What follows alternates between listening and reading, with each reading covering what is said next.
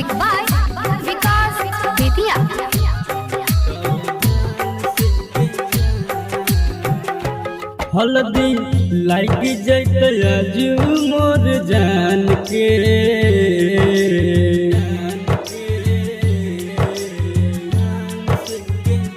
तो हल्दी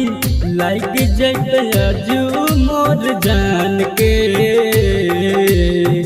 चुमई तो धान से गे जान देबो बधाई हम के जान गे टूट जैते आजू दिल के अरमान गे तरो बहु मारवा के नाम जान गे मैं तो धान से गे जान तो खंजर मार दिल दिलावा बजान गे मैं तो धान से गे जान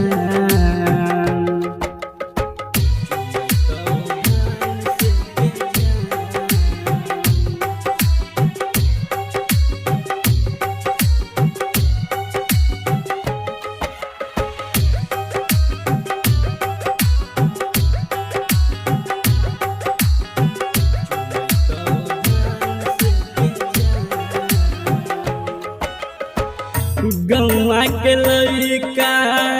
कहो है पागल देख के हमर हालत जिंदगी में हमारा हो अंधेरा अब नहीं छै कोनो डेरा तब गया हो ही गेल हमर सुनसान गे मैं तो धान से गे जान तो हल्दी लाग जैते आजू मोर जान के मैं तो धान से गे जान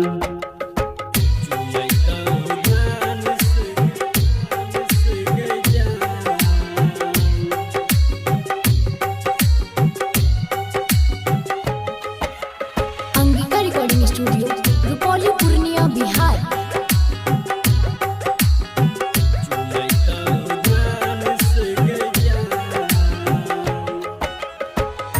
दही हल्दी से चंदन लगई तो गाल पहलदी लगई तो गे दिल के कर जावा से कुहू कया बजावा मन मन रोवे नयन गे तो हमर छोड़ देले हाथ गे देबो बधाई गे जान तो हल्दी लाग जैते आजू मोर